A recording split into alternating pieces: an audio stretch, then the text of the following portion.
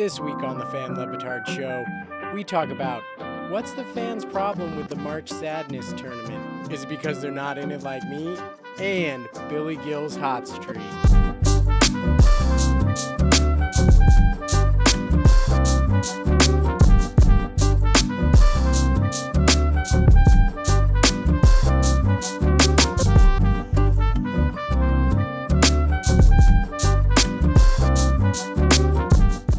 What up, you Fan Led Batardians? Welcome, ladies and gentlemen. March Madness, Sweet 16, March Sadness is here, and I'm still in it.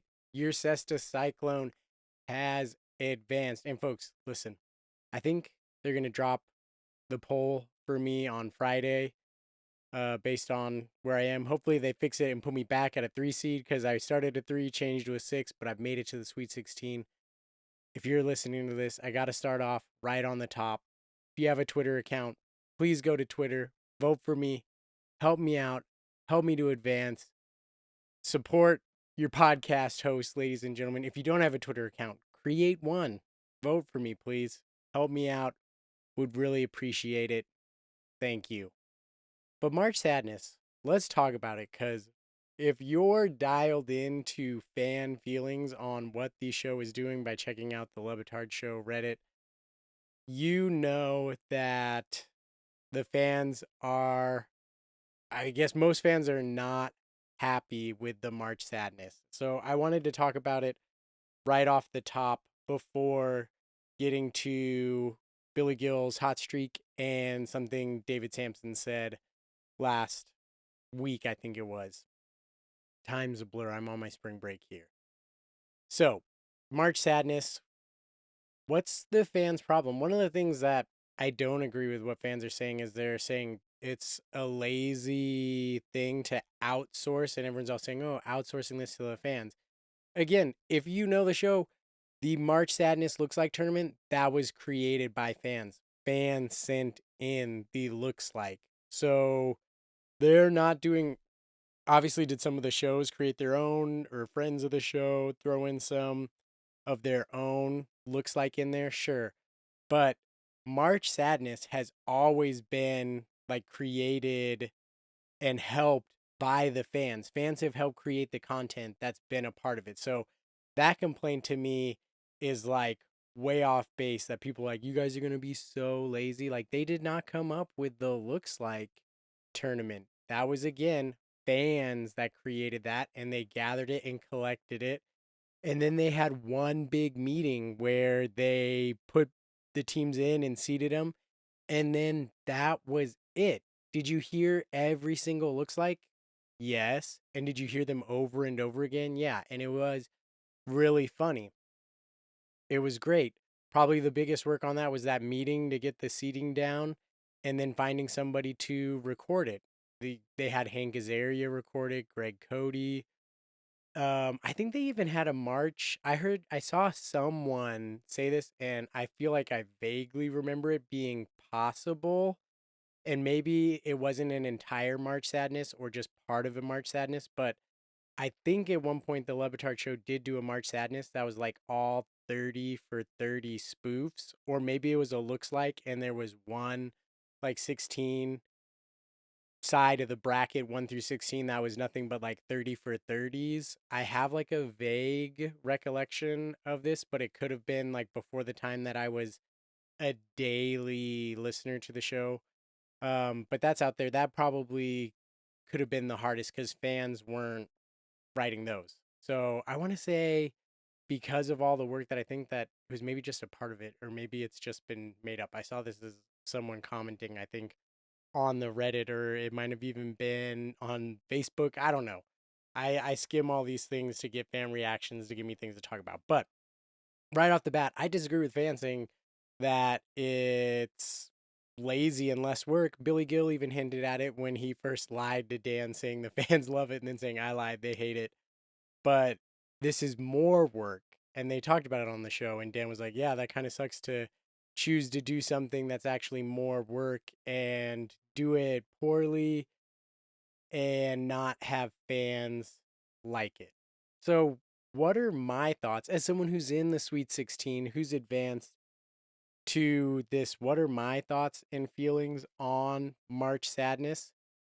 When I first heard it, I liked the idea because one of the things that I liked about it was the incentive for fans to have an opportunity to win something. So, from a fan standpoint, it was no longer just this thing where you got to send something in and get something you created on the show, but you get a chance to meet the show. So, first off, I'm trying to think what the show did last year if there was an opportunity around that. I think they did have like some sort of prize. I can't remember. But hey, that's awesome. As a fan, you get to create a video and you get a chance to win a trip to Florida and see the show.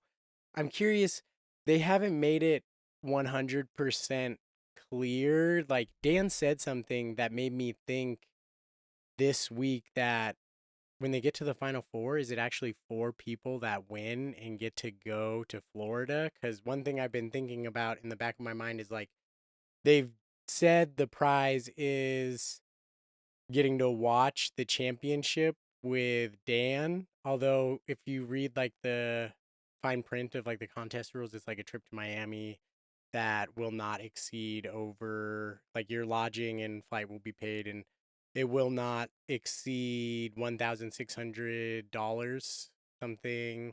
I think something along those lines, blah blah blah.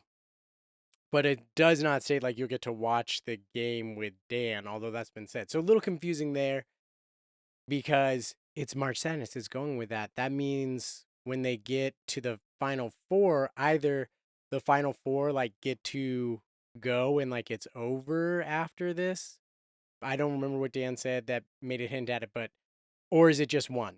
I think it's just one, but we'll see. I'm hopeful. Made my videos, sent them in, um, and we'll see what happens. Felt like I created some good content around that, and I won both of my two polls by like around 10%, but it's really like nerve wracking to be a part of it because one, it's a really long thread. So I'm getting sidetracked about my experience. We'll come back to that. So first off, I was excited about the fact that as a fan, you get to enter something, you get to get something on the show, which is always great when you get to interact with the show, and you get a chance to win a trip to Miami and meet Dan. Like that's awesome. That's a huge opportunity. So I think that's great. So why aren't more people seeing that part of it? It was only 64 teams. So thoughts on that? I don't think how many people entered this contest because you look at the videos that came out, a lot of people are complaining about the quality of the videos. There's some really good videos. I think it's Mark or Mike. Mike is he's all his videos are him in the car. Like that guy, I'm scared. He's in my region. If I have to go up against him, like left in my region is me. I think it's Mike or Mark. I can't remember.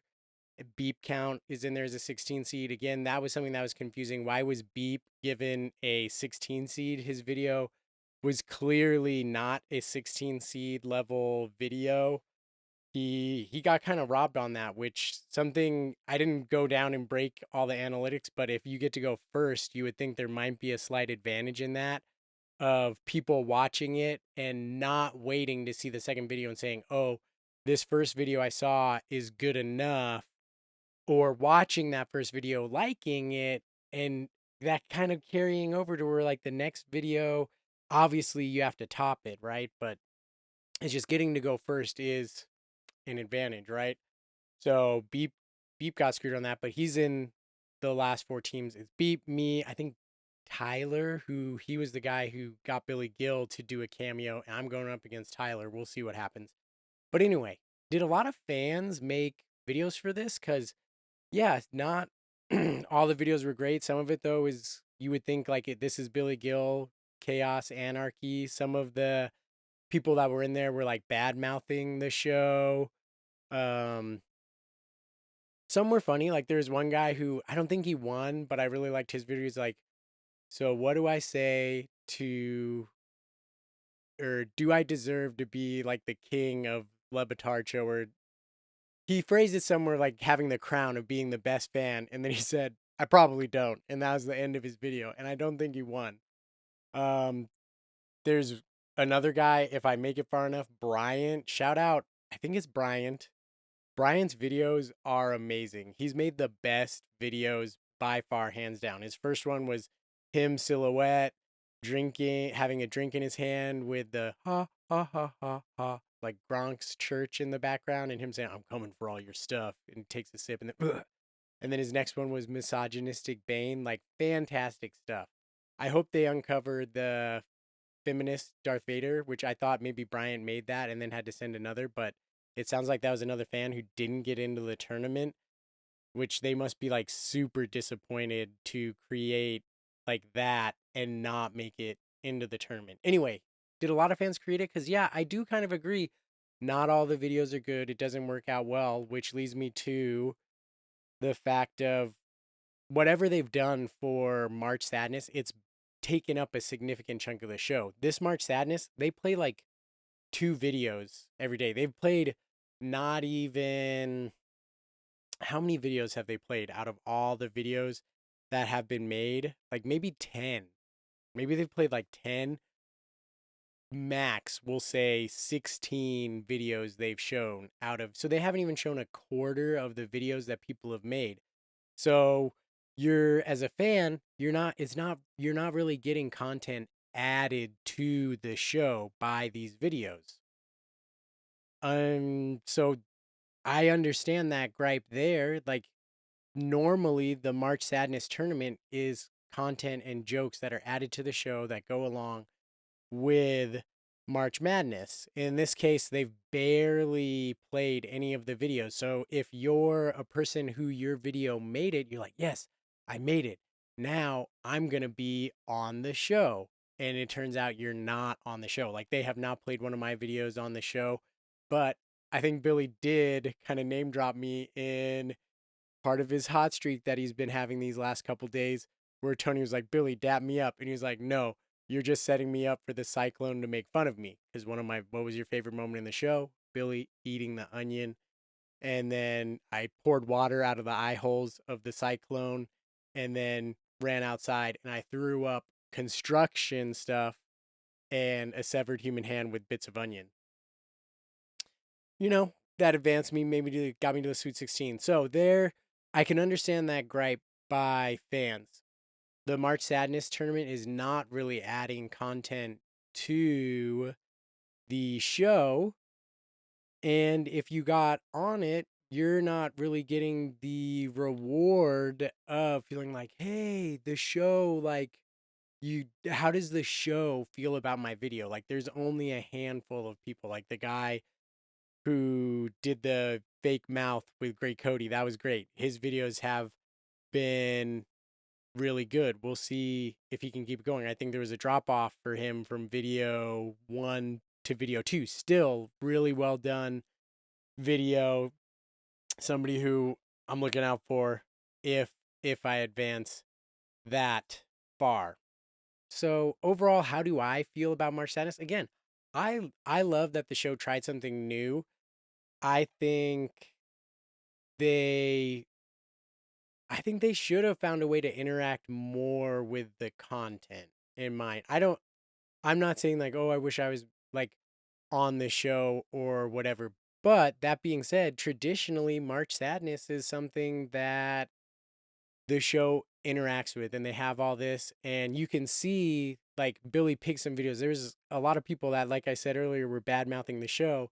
They made it in, or complaining about the March Sadness idea. They made it into the a lot of them made it into the second round, but then I think all those people who then doubled down on their style of video of like complaining about the show or complaining about specific characters in the second round, none of them advanced. They all got booted. So we'll see what happens with these videos. And maybe now with the Sweet 16, like each day they're only releasing a few ones. My advice, which I don't think the show is going to see or hear this, whether they're bad or good, you should play all the March Sadness videos and make content out of it. That's one of the downsides. There's not a lot of content being made out of the March Sadness versus the looks like that was content daily throughout the whole entire time. You heard it all the way through to the end. Overall, I still like the idea. From someone who's been in the thing, I think they could have done a slightly better job of getting like the emails to people to make your videos. Now, little side note, I already knew what I was going to make for some of the videos, so I already had plans in place and started making my videos before they even sent me the email. And I just figured out a way to work the prompt that they gave me into already my existing plan. If I do advance, I have more plans, and I'm hoping I can again find a way to work them into the existing prompts that they give me. So, but if you were waiting for a prompt as a fan, you had less than 48 hours to create. They're asking people in the tournament to create 2 videos in case you advance, which is smart. That's what they should do. But you only have less than 48 hours. I got my email from them Tuesday, 10 something a.m. my time, 1 their time. I'm like, why didn't you could have sent that on Monday or even on Sunday, but do you want to have someone working on Sunday? Blah, blah, blah. They could have got that earlier to the people in there. Now there's some people last minute. So we'll see what happens. Overall, though, I mean, I'm not one. I like it. I like the idea. I always salute the show trying something new. For those of you wondering what that sound was, that was me adding a sound for a salute symbol, and it was a good salute. It was like a normal, totally normal. No one's gonna confuse it like Elon Musk. It was a classy salute, people coming from the temple up.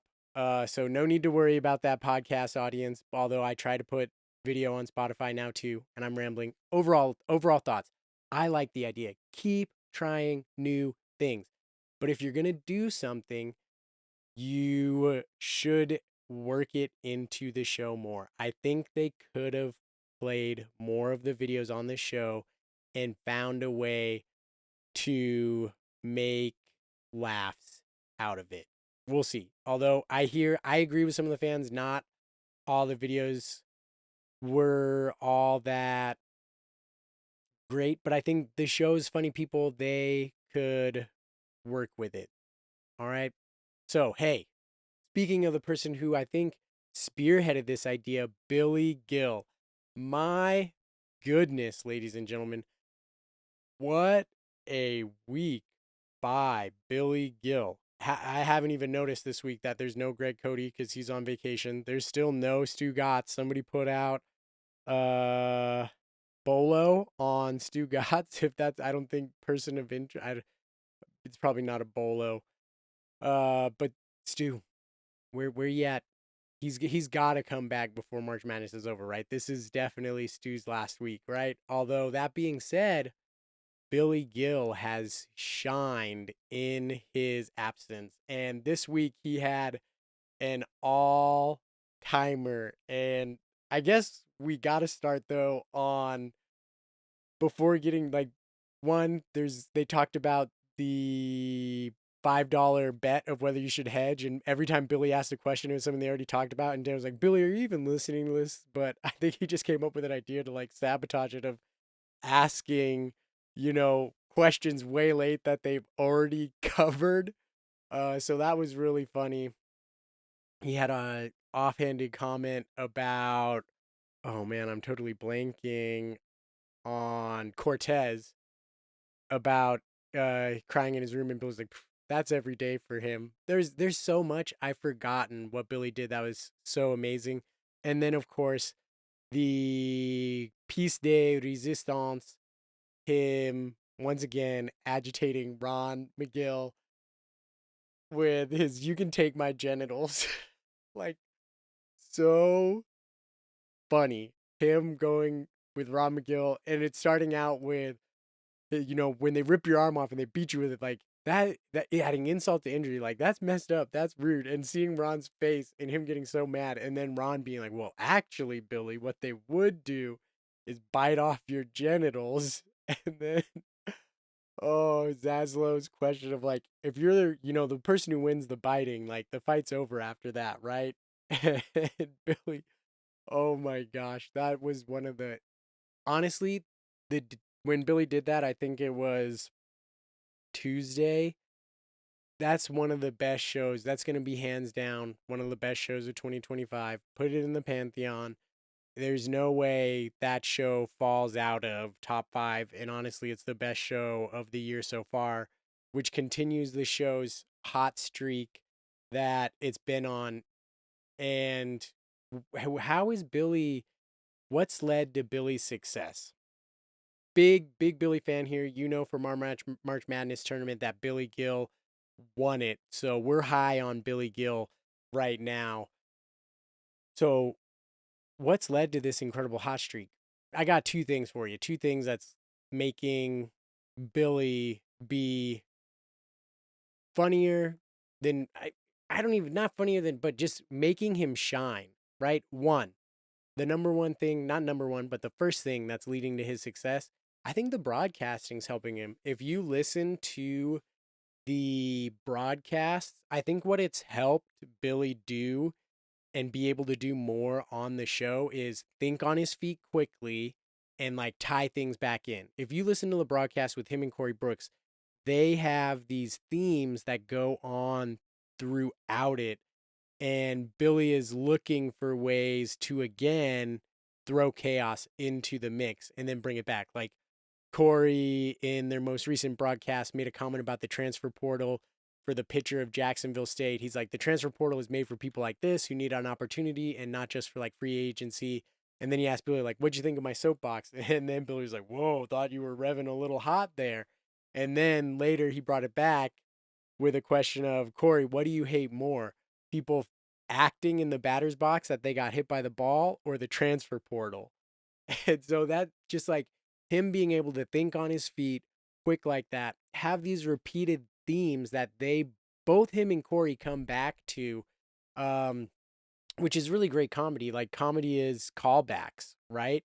So the broadcast has sharpened Billy's ability to think on his feet and cause chaos and then have callbacks to the chaos he's caused. And so I think that's led to him doing it even more on the show. And the second thing that's led to Billy's success is Stu Gatz being out. With Stu Gatz being out, there's so much space that is there for people to fill. Like Jess is also being tremendous because there's more space for Jess to get off jokes.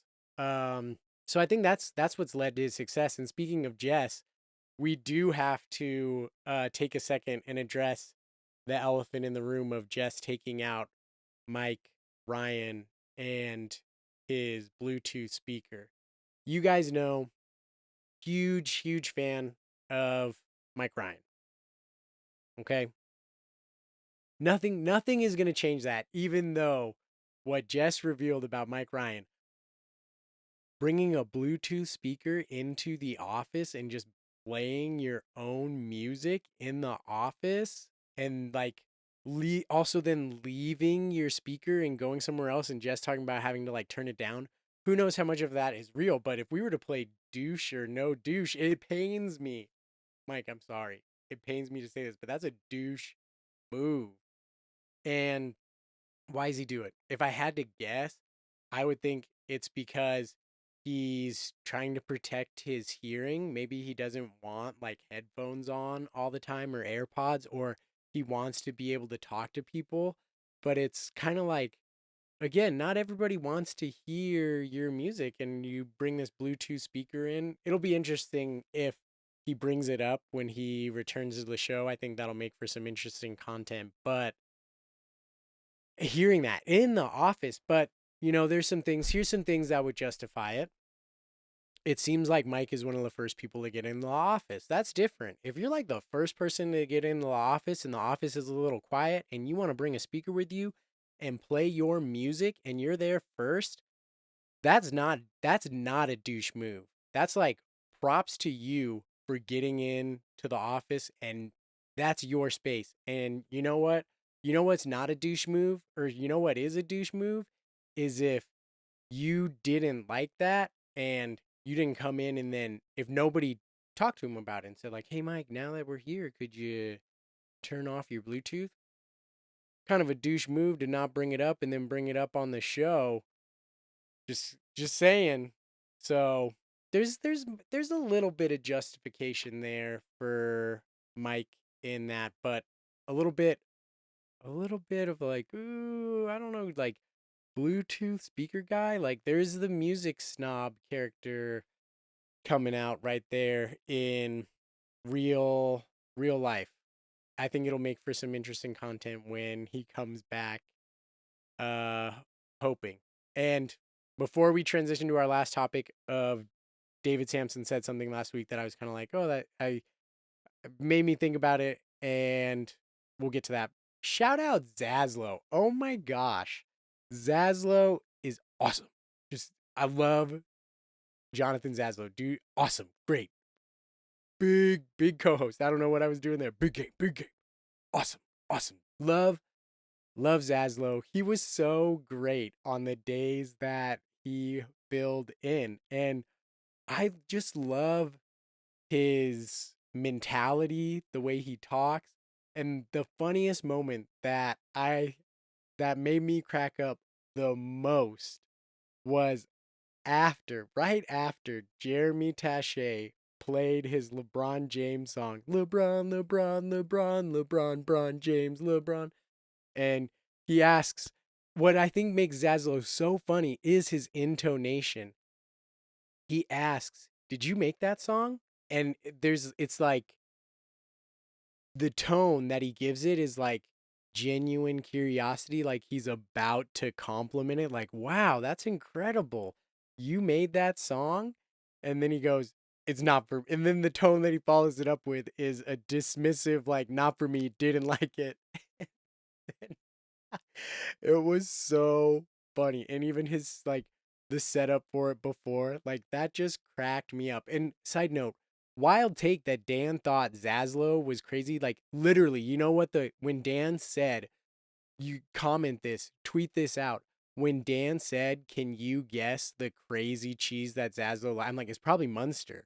Like, it's got a kind of a funny name, but Munster is a high quality cheese. That's a sandwich cheese. You think about it a lot on sandwiches, and it would not surprise me. That was literally the first cheese I thought of when Dan said that was Munster, and boom, nailed it. You're just gonna have to take my word for it. I was like, it's Munster, and so Dan, you're way off base. Back off on your cheese takes. Because what do you know about cheese? I don't need some nut cheese eating guy to come in and judge Jonathan Zaslow's cheese choice. You're like the least qualified guy to come in and criticize somebody's cheese. Keep your cheese opinions to yourself, just like you're trying to keep your farts in. All right, Dan? Moving on. David Samson, last week, last topic here. David Samson talked about the Jackie Robinson. And yeah, it seemed like he was criticizing the move as he should. But David Samson has this verbal crutch, I guess, in situations like these. He's like, me and you could talk about this and I'd surprise you and you wouldn't know what side I'm on. He says that a lot. He says that phrase, you wouldn't know what side I'm on.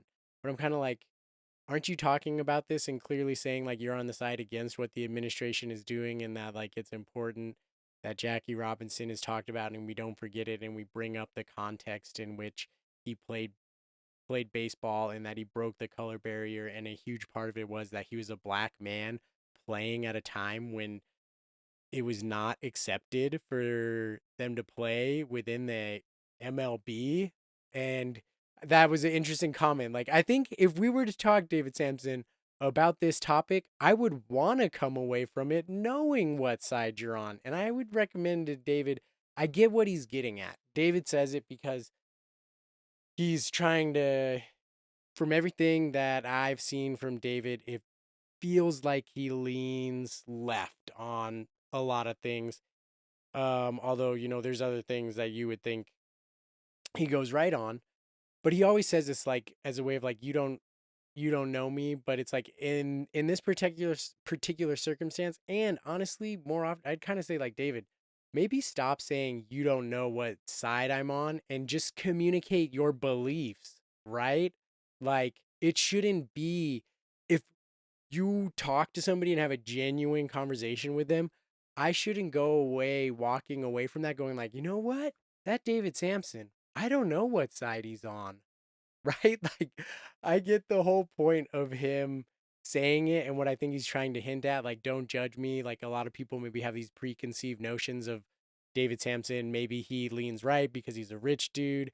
Uh, and also like Israel that tends to lean more right of the Republicans support Israel. David Sampson is Jewish, all that. So I think that's why he says it. But honestly, it's like if you stop and think about it, if me and you sat down, David, and we talked about important things and what we believed in this country, you wouldn't want me walking away from that thinking, boy, I don't know what side David Sampson's on. Like, what? It's, so that maybe if somebody could pass this along to David Samson and be like, hey, maybe stop saying you don't know what side I'm on and just communicate what you want to communicate, David. Communicate your beliefs so that whoever you're talking with knows where you stand on a given subject. There's nothing wrong with that.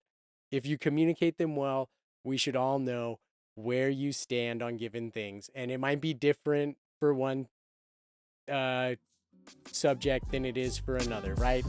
Hey, don't forget to vote for me in March Sadness. Nasty Nate out.